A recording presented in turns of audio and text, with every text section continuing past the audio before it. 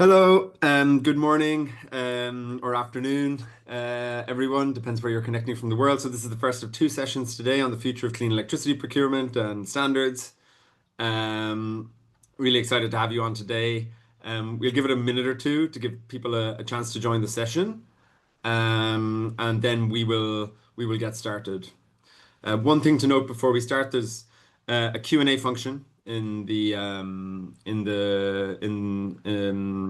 webinar. We have no chat function, just to make sure people are focusing on the presentation, and we'll get to the questions then at the end. Thank you.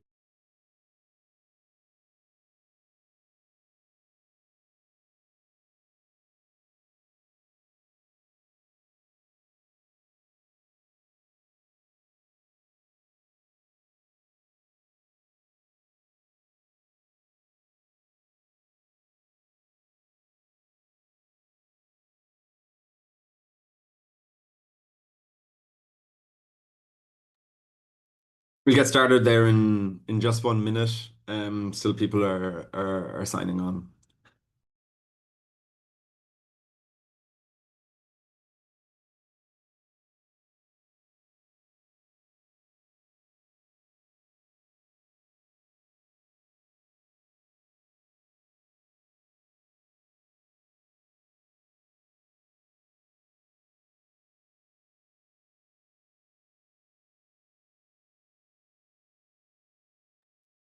Okay, let's get going.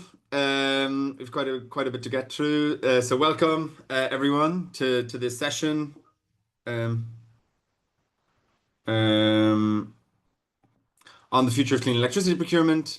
Our panelists today are myself, Killian Daly from EnergyTag, Shailesh Telang, who's the APAC lead here at EnergyTag, and Alex, who's leading our work in the US. The three of us are involved in the kind of major standard updates related to clean electricity procurement, Greenhouse Gas Protocol, ISO, SBTi, and we're also delighted to welcome Trigya Singh from the Global Renewables Alliance today. Who's head of corporate sourcing there, who will give the renewable industry view on the direction of travel of clean electricity procurement. So really excited to have this session with you today. What we'll do to begin with is just set some global context, why we do clean electricity procurement, and why we need that to evolve and change. And then we'll go into the specifics of the renewable industry view and then each of the standard updates with a Q&A at the end. So about 40 minutes of slides and about 20 minutes of Q&A. So the rules of the game are changing. That's kind of one of the main things we want to focus on here today.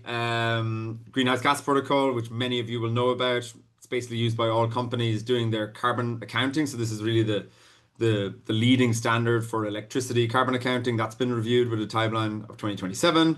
SBTi, which is the main target setting initiative for companies, is also under review, including their Scope 2 work. ISO, which is the world's leading standards body, WTO aligned by default, is creating a net zero target standard and also updating its carbon accounting standards with a timeline of next year. The Climate Group, which runs RE 100, also recently launched their 24/7 campaign. And then governments, in particular the EU, are thinking of how they do trade. So how do you calculate the emissions of electricity and steel or aluminium or hydrogen? And they have ongoing processes at the moment, for example, on the carbon border adjustment mechanism, that will be really important to seeing how all of this meshes into global trade. So ongoing processes on all of these at the moment, and EnergyTag is involved in all of those. So just to set the context, it's really about one simple question. What is clean electricity procurement? We produce clean electricity, and how do we link that to consumption?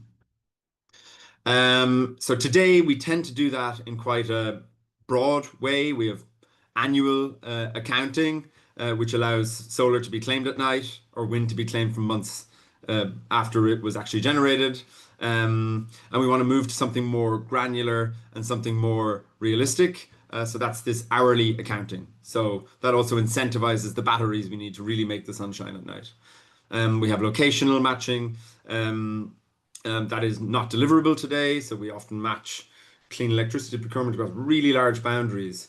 and in ways that don't really make sense. So Germany imports 3 times more green certificates, for example, than than electricity. And we want to move towards something more in line with how power markets work, so it's deliverable and tackles congestion.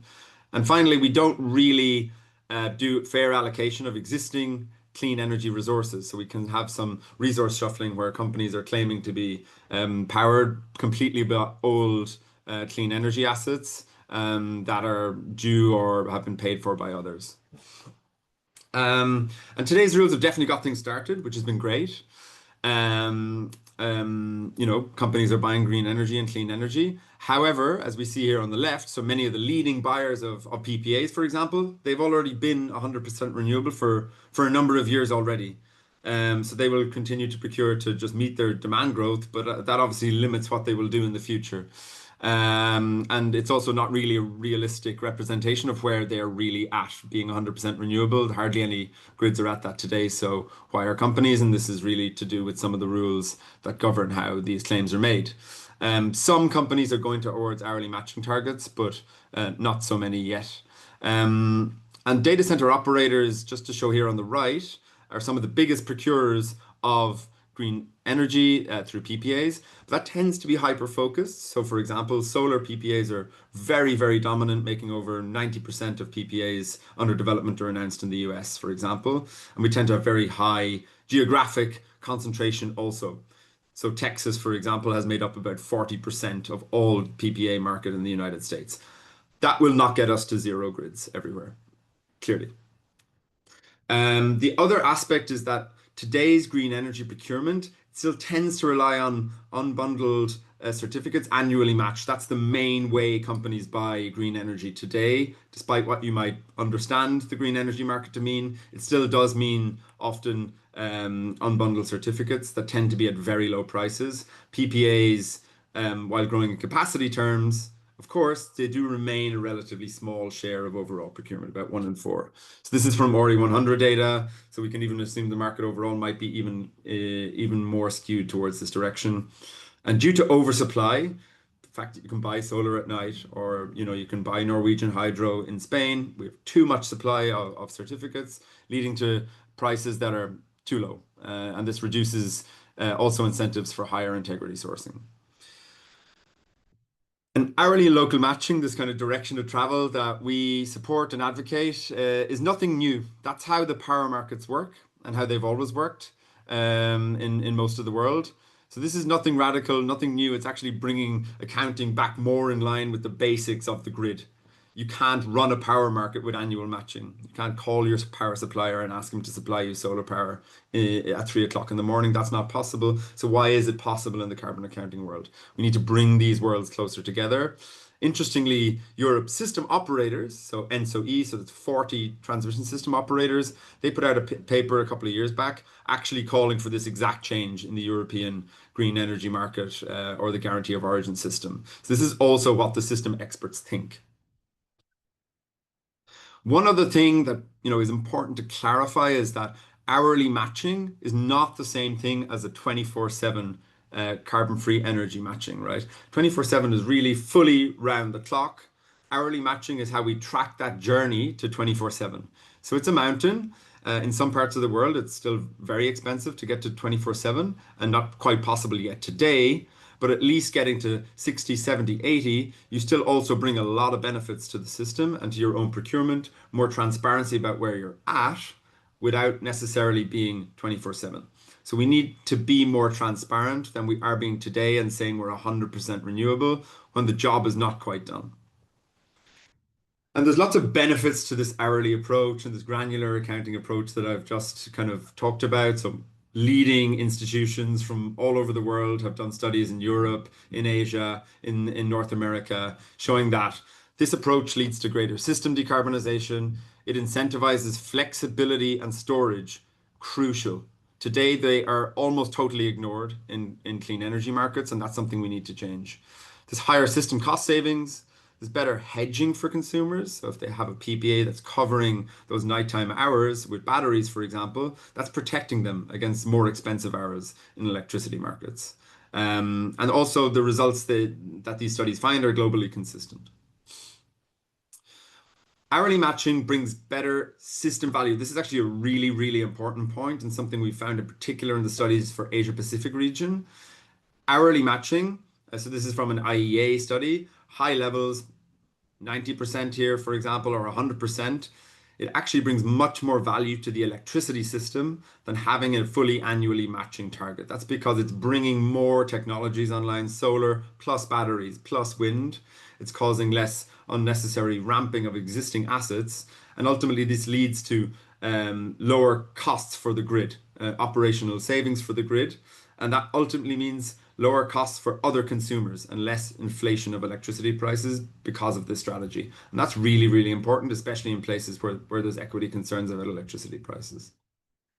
And it's also a big, big opportunity for buyers, right? This is a recent analysis from the International Energy Agency showing that high levels of hourly matching, again, you don't have to be at 100 to get these values, 80%, 99%. In most cases in Europe and China, for 80% and many in even 99%, it's actually cheaper to blend wind, solar, and batteries than to buy at the standard industrial electricity price. That's a really important finding. However, these products are still a little bit niche, right? So we need to scale these hybrid renewable projects. And markets, accounting rules, carbon accounting rules, they can do their role in helping that happen. And this is a really, really important point. There are large cost opportunities at the end of this journey as well for companies. Right. So hopefully we've established that, this direction of travel, hourly matching is something that brings benefits for many different parts of the system, and that's backed by robust evidence from credible sources. And it's also happening. So policymakers from around the world, whether that be in Europe and the previous US administration, they've put hourly and local matching as central components of large new policies, for example, on green hydrogen sourcing.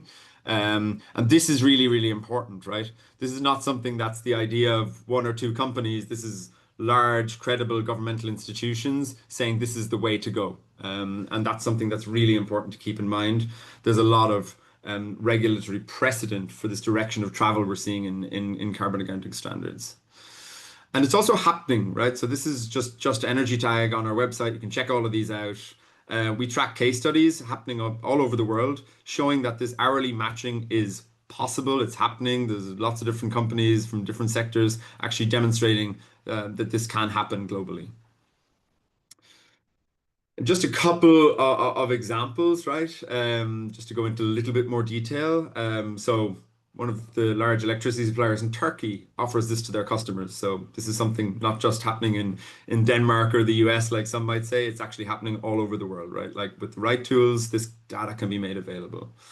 One other important point is electricity suppliers. So like in the UK, Octopus Energy and Good Energy. An electricity supplier can enable this for thousands of customers. And that is what's happening at the moment. So Good Energy, for example, they enable this hourly matching for small customers, t-shirt factories or the UK Soil Association, right? Those guys don't have to do any extra work. The supplier does it for them. And that's something that's really, really important to keep in mind. And this hourly global reporting, it's possible also at a global level. So big companies are already declaring these values or already publishing these values in different ways, right? And that's what we see here on this graphic. Google, for example, publishes their hourly matching score across their global data center portfolio in Asia, in Europe, in South America. So they show that this can be already done at a global level. A recent paper also showed Meta scores for their data centers around the world. So this can be done and has been shown to be done by companies already. Now I'll just quickly pass to Alex. Yeah, so one of the key elements to making all of this hourly accounting possible are granular certificates, or GCs. These certificates are similar to RECs today, but have hourly and locational data tagged to the certificates, so they can be used for hourly and locational accounting and matching. And there's been some really exciting developments quite recently on the GC marketplace development. So in June, just a few weeks back, EnergyTag accredited its first 2 granular certificate issuers, FlexiDAO being the first to generate granular certificates in 49 countries across 6 continents using a process that takes existing non-granular RECs or EACs and combines them with hourly production data to create hourly certificates. And then the other, EnergyNet, is accredited to directly issue granular certificates for all producers located in Denmark. Additionally, on the right, you'll see an announcement from Level 10. They're leading a funding accelerator to support the development of 4 granular certificate issuers. And the winners of this first round, Evident, Grexel, Unicorn, and Expansive, will be able to issue granular certificates across 70 countries for over 2,000 terawatt hours of generation.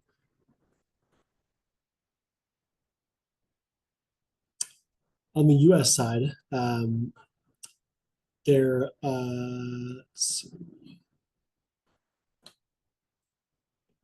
so yeah, this is a slide that looking at all of the different hourly matching market-based initiatives taking place already. So from large to medium to small utilities to bagel shops and data center companies, hourly matching projects and solutions are already being provided and taken advantage of across the US.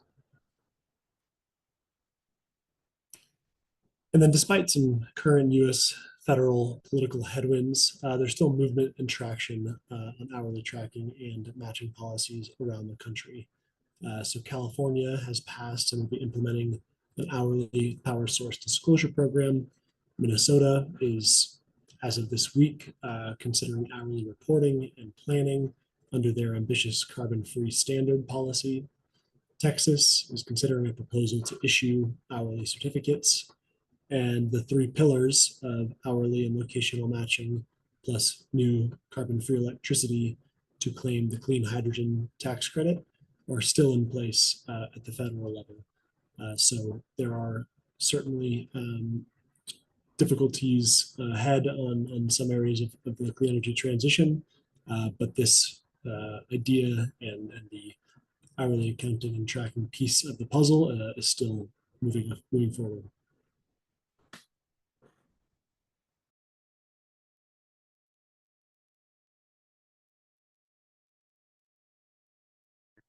Okay, so thanks, Alex and Killian, for giving the brief background. So what's happening in the APAC? Let's discuss that as well. So the Asia Pacific market is not lagging behind, as we can see on this slide. We just took 4 examples, but that's not limited to these 4 markets. Actually, APAC is going ahead on granularity. So let's take an example of Australia. Australia already started timestamp renewable energy guarantee of origin certificate scheme, already launched in December 2024. That means companies in Australia can have timestamp energy attribute certificate already. This system will replace existing large-scale generation certificate, which is LGC scheme, by 2030 fully. However, the timestamp certificate system is already active and can be utilized in the Australian market. Further, 5-minute electricity settlement periods already exist in Australia, which is one of the most granular electricity balancing system. Most of the markets still have like up to 15 minutes or up to 30 minutes balancing system in the APAC region already, as we can see. Further, batteries and basically storage-related deployments are quite often, you can see in Australia, very supportive policies to scale up battery systems. We have seen growing market-based mechanism in China as well. Recently, Chinese government opened up its market, and now renewable energy projects basically get exposed to the market-based mechanism instead of having long-term contracts with the government itself. Government is already planning to set up a national real-time trading, which is already underway, but the unified market will exist by the end of this year. There are already a lot of hourly matching pilots going on. The first one, which is heavily inspired by EnergyTag granular certificate standard, already done by Asia REC, is the organization based in China. This is basically done in Yantai, and the instrument they have used is green electricity certificate, supported by granular generation data and granular consumption data that demonstrate the feasibility of hourly matching in China already. And we have seen strong grid digitalization solutions and storage related push by the government as well as other stakeholders in China.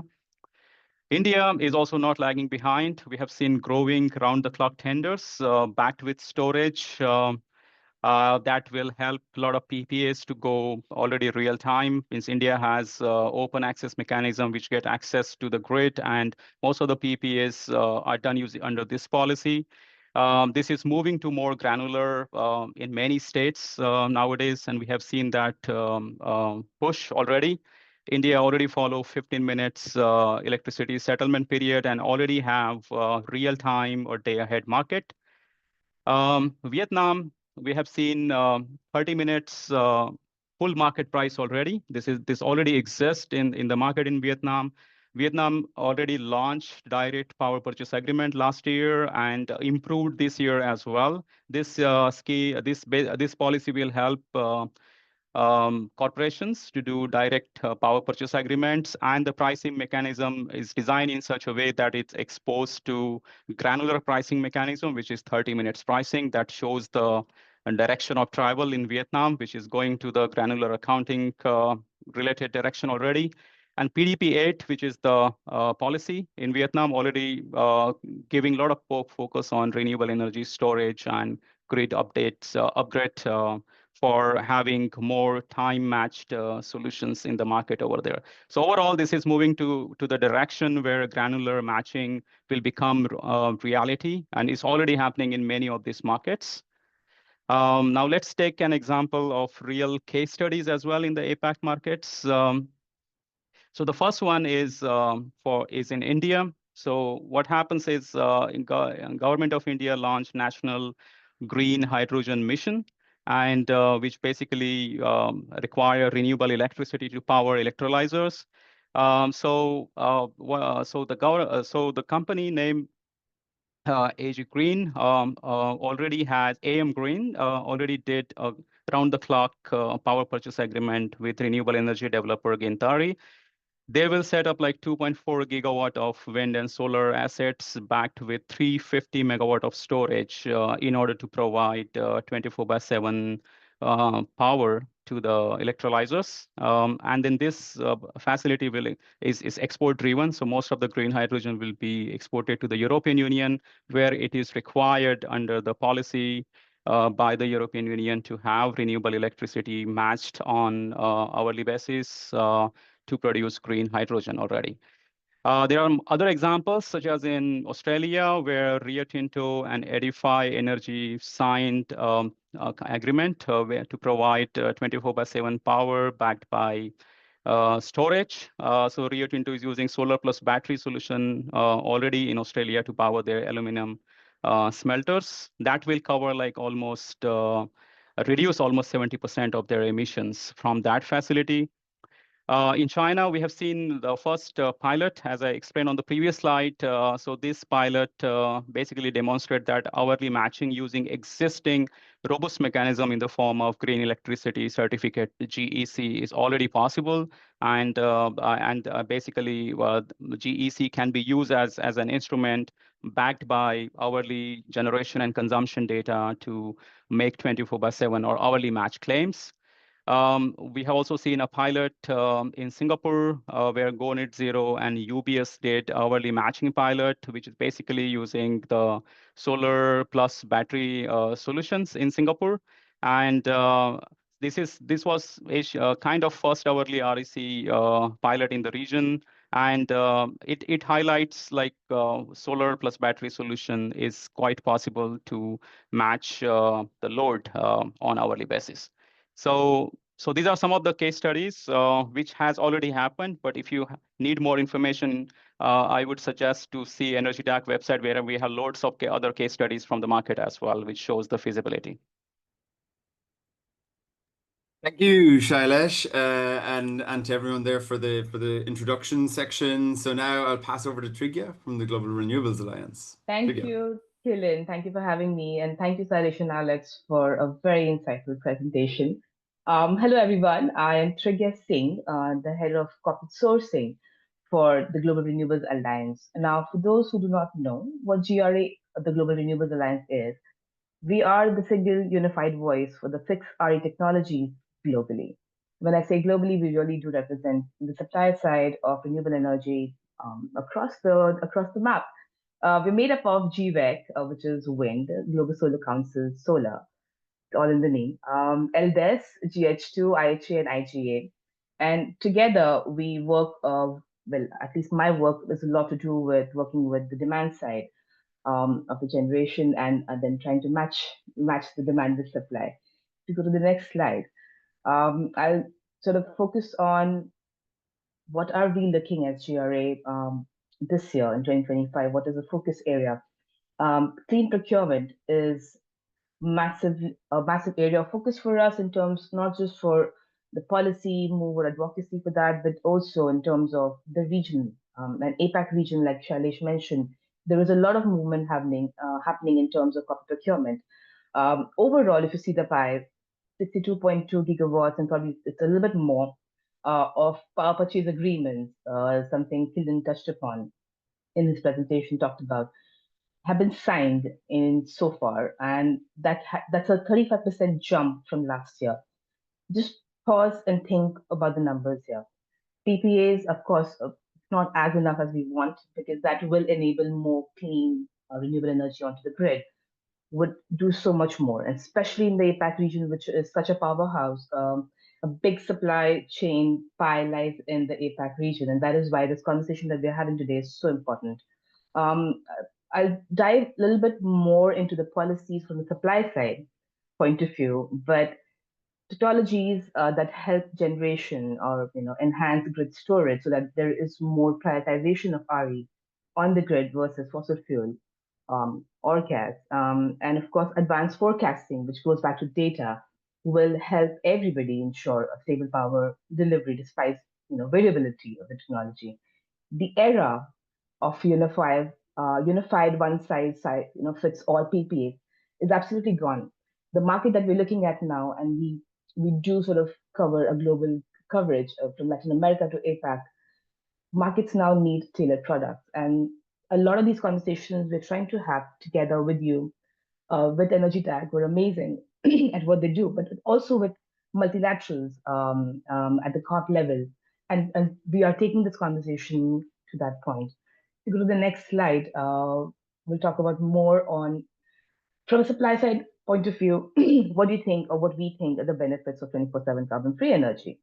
What we think, by facilitating 24/7 CFE for suppliers through hybrid PPAs, that's wind and solar, solar PV and BESS PPAs, which have storage in it, battery in it, and firm renewable energy, which is again, for example, hydro and geothermal together.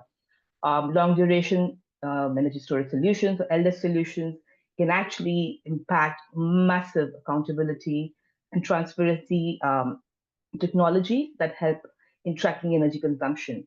We have also noticed, we've been tracking with different partners in the UN on the local impact, the societal benefits of promoting enabling additionality. We're also looking at how can the benefits also drive, or the other way around, innovation can actually benefit 24/7 CFE, and flexibility will help the grids. This whole piece basically strives towards full grid decarbonization, and that is a conversation wherever you go in the world. In my personal experience in the last 2 months, from Berlin to Seoul to conversations in Latin America, Mexico, the one unilateral problem is grid decarbonization. And everybody's sort of thinking of solutions and possibilities of how to sort of make this happen, because that will help the supplier and the buyer, but also the end consumers. How do we make that happen? 24/7 carbon-free energy is actually a solution for that. You go to the next slide. We will dive a little bit on how do we get to this point. Is it technology? Is it a mix of hourly renewable RECs? Is it more direct investment, more financing in the deployment of these emerging technologies for 24/7 CFP? Is it more options which are cost effective, to which the benefits are also passed to the consumer? Or is it reforming the grid planning and regulations in different parts of the world, from India to Japan, South Korea, since we're talking about the APAC, Vietnam, Philippines, so on and so forth? There is a lot of action that's happening, but it's a mix of these tailored solutions that the policymakers need to look at and talk to different amazing people like EnergyTag, maybe in those regions, and see how they can make this happen.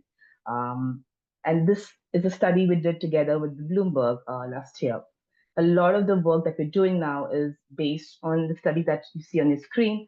A lot of reaching out to policymakers and working with them, as Killian, Alex, and Shailesh mentioned in different ways, is happening together for this ecosystem. If we move to the next one, this is a good story. So there's an Ember report that came, I think, a month back, which talks about how 24/7 solar is competitive today in terms of LCOE in so many regions, and many sunny places can get at least 90% to the way to a 24/7, 365 a day year solar. If you see those yellow points on the map, they're basically cities in different countries across the globe. So you can think from Manila to Wuhan to Hyderabad to Birmingham, at least up to 90% solar is available. And this is also because storage has played a huge part in it. And this is also dispatchable, so it helps. So you see there's a lot that's happening.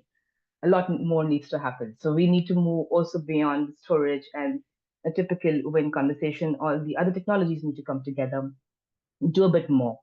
If you go to the next slide. So in short, what are we saying here? And what's a sort of main headline takeaway? The headline takeaway, at least for me, is 24/7 carbon-free energy commitments will allow the supply side and developers from all technologies to find off-takers and accelerate rollout of RE projects and targets. Think of it as a solution that's helping the suppliers also decarbonize. A lot of the conversations that we keep having around the year for the last couple of years that I have seen this needs to now move in the direction of having more from PPAs, more sort of commitments that can get you electricity that's cheaper, that's reliable, that's around the clock, and that's available when you need it, not when the sun is not shining and the wind is not blowing. And that's my bit. Killian, over to you. Thank you so much, Trigger, for this. And now we'll move on to the next section. I found that really great to have that renewable energy industry perspective, and to see that we need to move approaches forward, also to value all technologies in the renewable energy sector. So what we're going to do now is just take quick deep dives into each of the main standard updates that are kind of governing this whole world of clean electricity procurement and where they are going. So the Greenhouse Gas Protocol is the first one. That's really the rule book used by most companies to do their carbon accounting. It obviously matters a lot. Over 90% of Fortune 500 companies reporting to CDP use it. That's thousands of terawatt hours of electricity that is reported to CDP. I think about as much as India consumes globally. There's some key decisions in this process. Q4 2025 is a main one. It's the public comment period, so everyone get ready for that. And then the 2027, the final standard, will be released then. So where might it go? We're still early, but there's some early directions of travel emerging. It looks like hourly and locational will be the preferred options for market-based, and also location-based, encouraging where the data is available to do hourly accounting, increasing the accuracy. There'll also potentially be a consequential number for folks who want to buy electricity that's outside of what they're actually able to consume. Obviously, respond to public comment is the main thing to do now, and we'll discuss a bit later as well, reaching out to us and about more information to join these efforts. So just a bit more detail on that process itself. So it's a 4-year process. So this is slides from the greenhouse gas protocol themselves, detailing the timeline for that process. There's three main principles. So it's integrity, impact, and feasibility are the guiding principles of this process in that order, right? So that is a hierarchy. They're not going to make things feasible if they don't have any integrity and impact, right? It's obviously also a multi-layered government. So there's a steering committee, independent standards board, and then the technical working group that I'm part of. That's really, they're proposing the ideas which are voted upon and then ratified by the governance bodies above. TWG has about 45 members at the moment from all sorts of different backgrounds and sectors. Corporate buyers, electricity suppliers, independent experts, academics, etc. And both, the main two norms at the moment, market and location-based, are under review. And let's take a little look at the market-based direction of travel, because that's what really defines the clean electricity procurement space. Today, it's quite vague, the standard in general, but it's generally interpreted as annual matching being the norm for temporality. What's being proposed at the moment is hourly matching being required for large consumers. Today, there's a general vague language around same market. So the United States, for example, is considered a market. Europe is considered a market. The idea is to move towards much more deliverable market boundaries, specifying market boundaries, for example, electricity bidding zones in Europe. Today, there's no limits on resource shuffling. There's a concept called standard supply service that's being proposed now in the new update to make sure that not individual companies aren't able to claim carbon-free energy, for example, that's been paid for by others. Another proposal is to have the residual or the fossil mix be the default rather than being able to claim the grid average mix, which is the case today, which leads to double counting. So there's a kind of a general robust direction of travel with significant flexibilities also. So smaller consumers would be exempt from the hourly reporting. Standard profiles would be allowed. So if you don't have the hourly meter data, you could, for example, just divide your monthly electricity consumption by the number of hours in the month to get your hourly consumption profile. And then also, there's a transition, of course. So this process will end in 2027. There'll probably be a few years after that again before transitioning to these new rules. So we're really talking about post-2030 here. We're not talking about what will happen tomorrow morning. And so we need to think about what the system also needs at that time. And there would be likely some grandfathering of existing PPAs as well, or existing long-term contracts for people who've signed things under the old rules. So this direction of travel is supported by the majority of the Independent Standards Board and over 70% of the Scope 2 Technical Working Group. And there's some, claims in reality, I think, a little bit about this direction of travel.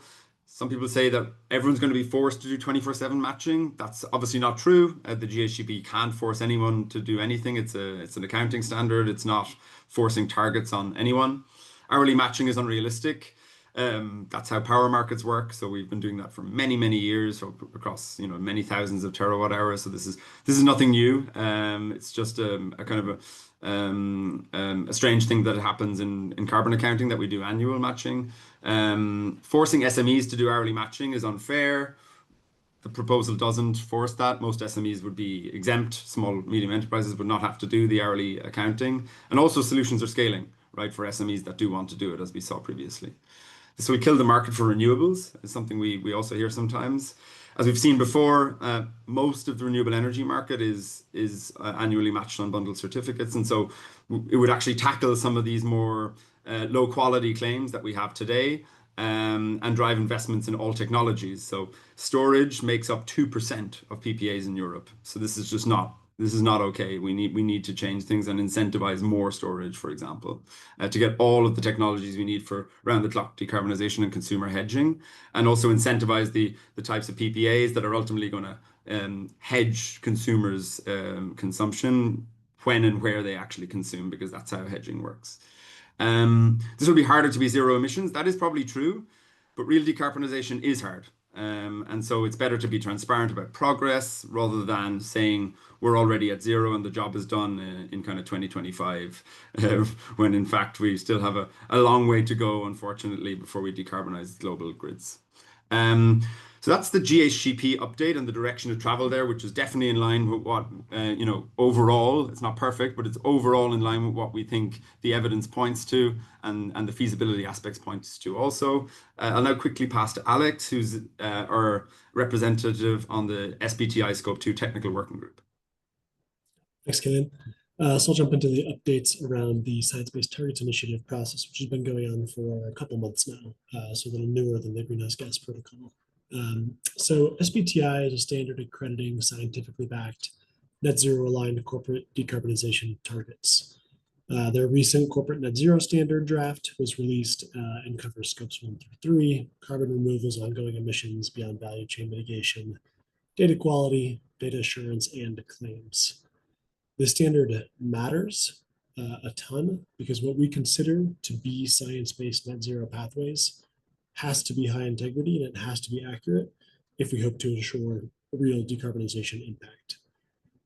Some key decisions. The first round of public consultation ended on June 1st, 2025, with about 855 stakeholders submitting input. Today until August 15th, companies can pilot the draft standard or start piloting the draft standard and submit their own survey on the draft. And then we expect another round of public consultation with potentially a new standard finalized next year. So a fairly accelerated timeline is the goal. And then getting involved, definitely check out SBTi's website. I think the two areas there are the company feedback and piloting, and then signing up for the mailing list to make sure you're staying in tune for the next round of public input. And then on the direction of travel, just broadly speaking, so we're a little earlier on in the process, the Greenhouse Gas Protocol, but based on the draft, the publicly released draft methodology, the current direction of travel is largely going to reflect a lot of the Greenhouse Gas Protocol process outcomes. But specifically within that draft, they mentioned temporal and locational matching for market-based scope 2, quote unquote, where possible. So there's still some vague language and not enough specificity around what that exactly will look like. And that's what a lot of the expert working group time has been spent around. And we will look to the Greenhouse Gas Protocol for a lot of the quality criteria they are developing. And then similar to the GHGP process, certain levels of flexibilities are being considered for different sized companies or procurements outside of a tighter locational hourly boundary. So those are all under consideration within the working group.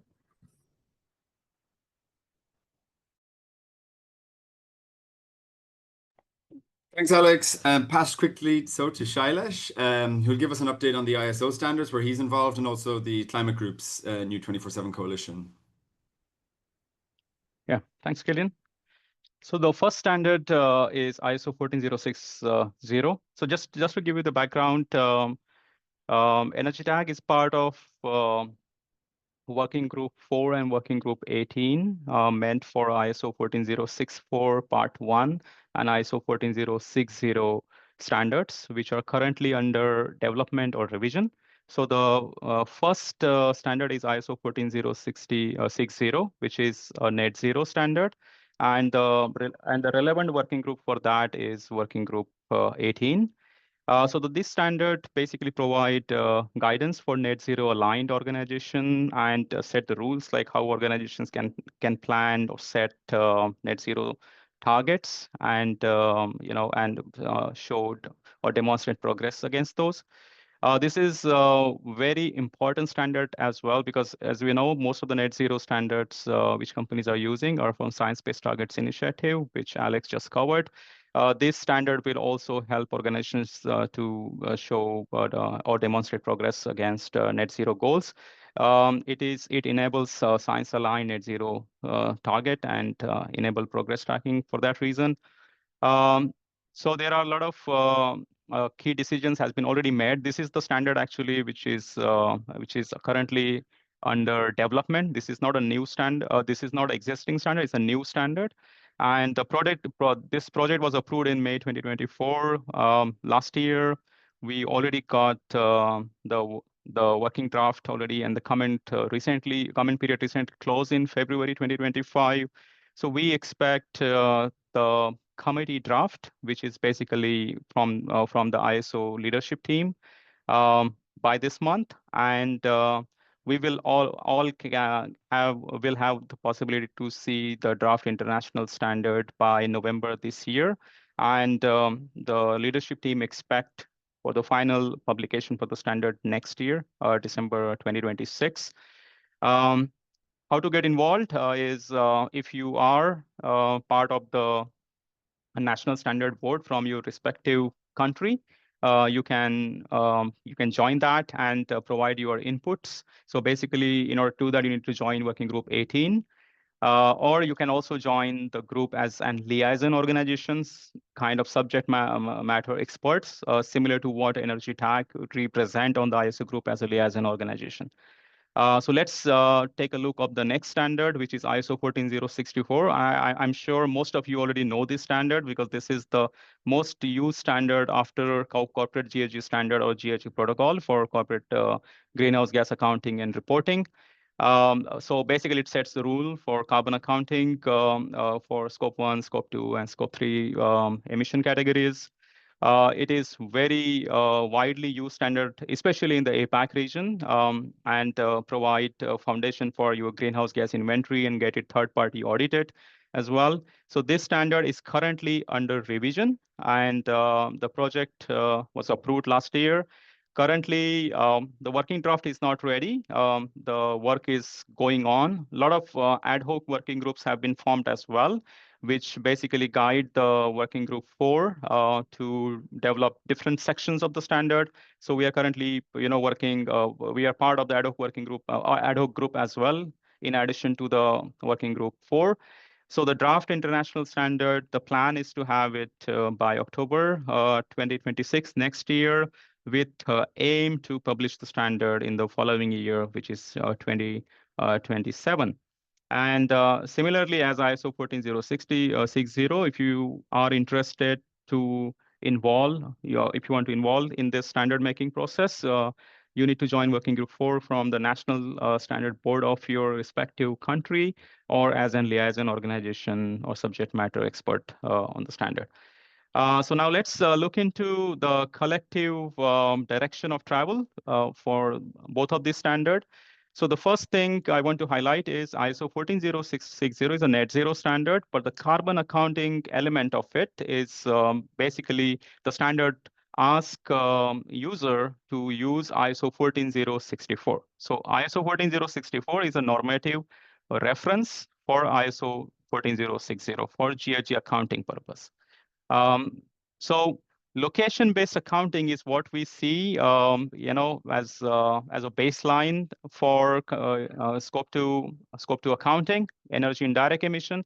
The reason is because there are a lot of concerns with current market-based method, that it leads to greenwashing, or it's not synonymous with the current how the power market works, which Killian has explained during the introductory session. There are a lot of concerns around this, but especially around greenwashing related claims that it's not time match, it's not location match. These kind of issues are quite often reflected in the working group discussions in there, and collectively the group is kind of looking into location based as a method to go forward for Scope 2 carbon accounting. However, there has been a lot of discussions around how we can improve the market-based approach at the same time. So granular matching, which is temporal matching, like time matching plus location matching, is being discussed heavily to strengthen the current market-based method. And then not just market-based method, actually, this is also applied to location-based method as well. But those greenwashing concerns can be addressed with granular or temporal matching. So these discussions are going to the positive direction already. So all these updates will strengthen both methods, and then we need to keep a track on that, especially from the time and location matching perspective. So that's on ISO. Let's move to 24/7 Carbon Free Energy Coalition. Most of you are already aware about Climate Group's campaign, which is RE100, which is a Global Renewable Energy Leadership Initiative. So the same organization has announced 24/7 carbon-free energy coalition recently. So they have a technical criteria which they published in May this year, and EnergyTag is part of the technical advisory group on, along with other experts, expert organization on the Climate Group's 24/7 coalition. So this criteria provide a foundation for 24/7 CFE coalition and defines the rule for the corporations who wants to commit to 24/7 carbon-free energy targets going forward. It is very important initiative as well to keep a track of. The reason is most of the corporations who have been committed to sourcing 100% renewable electricity most likely also look into going for 24/7 as well. And as we have seen the growing momentum towards more location and time-based matching.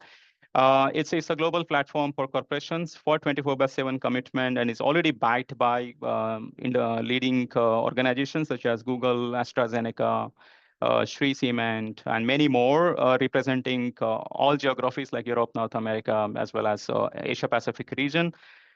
There are key milestones already. So just want to highlight that the criteria already in there is published on 29th May. There will be 6-month review cycle for this technical criteria, and then over the 2-year period. So this will be based on the real-time data from the companies who are part of this initiative going forward. In order to get involved, if you are a company, you can join 24/7 coalition via the Climate Group, and you can scan this barcode, this QR code, and then look into other details and find more information about the initiative as well as the technical criteria. Thank you.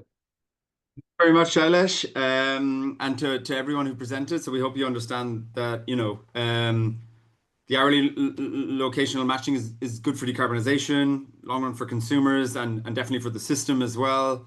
The rules of the game, so GHGP, SBTi, and ISO, are all moving in this direction or considering moves in this direction. However, please do get involved to kind of make sure this happens. We're still relatively early in these conversations. So there's many examples of this being demonstrated already, and it can be feasible globally, provided the right incentives and transition periods to new standards. Please get involved. So sign up to our mailing list. It's on our website. There's also links here. Follow us on LinkedIn, or just email us at info@energytag.org for more for more information about how to get involved in any of these processes and support our efforts there. So I'm going to stop screen sharing now, and we'll get to some Q&A. And we'll please do add any questions. Yes, first of all, the slides will be available later. We'll also put a recording of this on the internet, on YouTube. So let's start from the beginning. Are GCs going to fully replace the traditional EACs? If yes, what is the time frame? Maybe, I don't know, Alex, do you want to give some view on that one? When you're looking at, for example, the level 10 work and our own work there?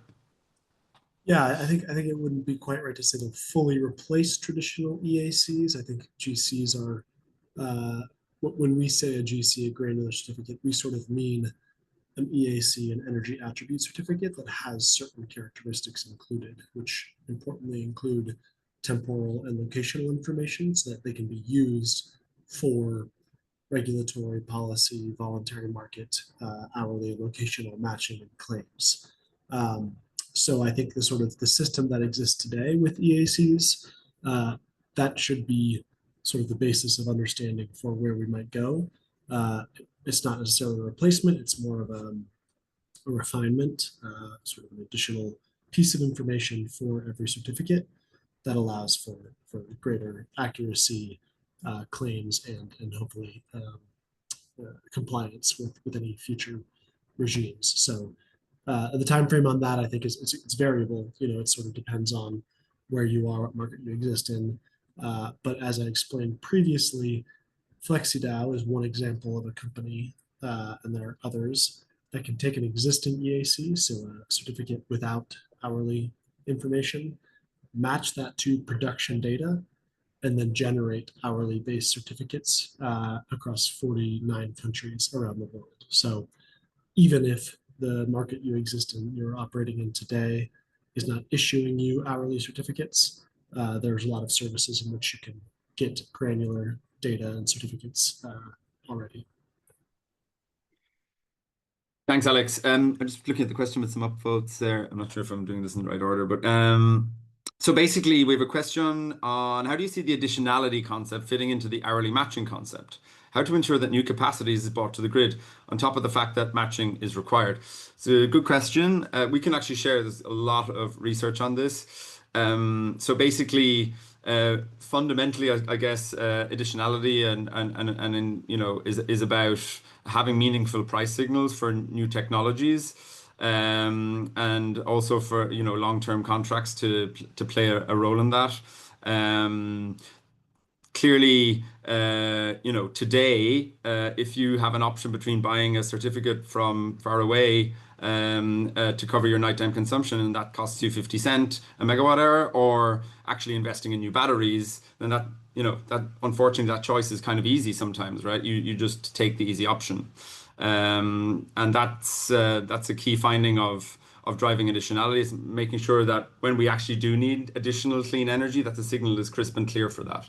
And that's something that's been showed in basically all of the power market studies done to date, which we can share as well afterwards. I'm just running through them. Also, storage incentives are a good aim, but still not reason to kill the support for new generation. So actually what we see is, let's take the example of solar. So the Ember report that was mentioned earlier, storage enables you to build way more new renewable generation as well, right? Because now you can move that electricity from day to night. And so actually this more accurate clean energy market is ultimately going to enable far more renewables to be generated. So what we've seen today, for example, in Europe, is we forgot about flexibility, essentially, or didn't treat that fast enough. And today there's been a lot of value depreciation of renewable PPAs because we've just added solar, and eventually there's just nowhere else to put that solar. So I think having these approaches focus also on flexibility is important in the long run. Again, well into 2030 when flexibility becomes really, really important. There was a question that you wanted to answer, Trigya. We won't get to all of these, I'm sorry. Many good questions. You answered it in the chat. Oh, brilliant. Thanks.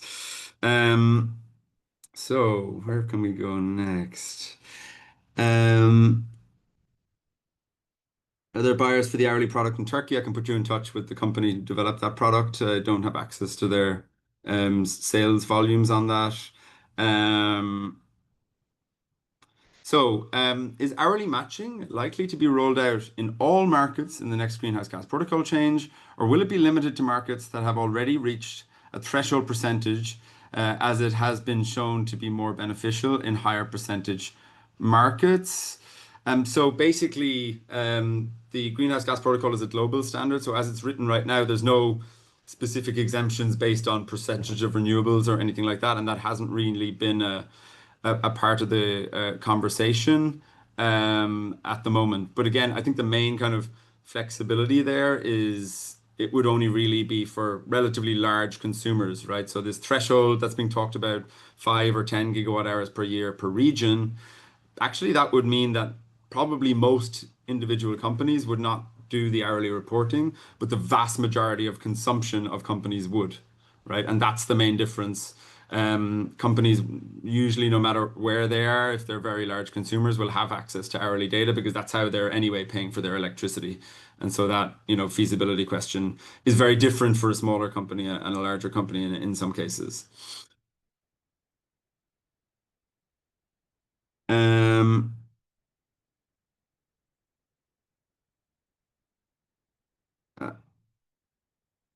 Okay, Alex, you're answering the question from Nicholas. There's a question also, hourly matching might be happening at the extreme margins, but why not support incremental increases in granularity, starting with real annual matching, then monthly matching? Again, this hourly matching concept is actually how the power system works. So there's nothing marginal or extreme about it. And yeah, as we've shown already, some companies can already do this across their global portfolio, also on the carbon accounting part. Data does show that if you do monthly or daily matching, you're still claiming it's solar power at night, and that's really forgetting about storage. So we do need to go down to this hourly level rather than moving to monthly and annual. The global grids have really transformed in the last 20 years, and carbon accounting has not changed at all. And that's something I think in the long run that we kind of need to address a bit better. Maybe one final question. That you're typing there, Shailesh, if you want to answer that orally. Oh, sorry, there's new questions coming in all the time. You've answered. Yeah, if you just want to maybe say your answer to Pratik. Yeah. So there is a question on the enabler, I think, for temporal and location matching. So there are various enabler actually, but what I could think of is need of clear rules for credible claims. And the platform, mainly digital platform for real-time tracking, and market tools such as hourly certificates or granular certificates, which Alex has explained previously. Altogether, they enable very practical solution for granular electricity accounting and matching. Thanks. Thank you. We've just gone over time, so want to respect people's time. We probably will have to wrap it there. There's been loads of questions that we would have liked to have gotten to. What we'll do is we'll take them and provide answers to each of them in a follow-up email, and hopefully we can send that out in the coming day or two. Because yeah, many great questions, and thank you again all for coming along to this webinar. It's great to see so many people interested in this topic. We have another session actually later on today, if anyone wants to join twice, mainly for folks based in the US and parts of Europe. So thank you very much, everyone. Thanks to all the panelists. I think it's been a really interesting session, and we really look forward to seeing you all again soon. Sign up to our mailing list. There'll be many more events like this over the coming months. Thank you so much, and goodbye.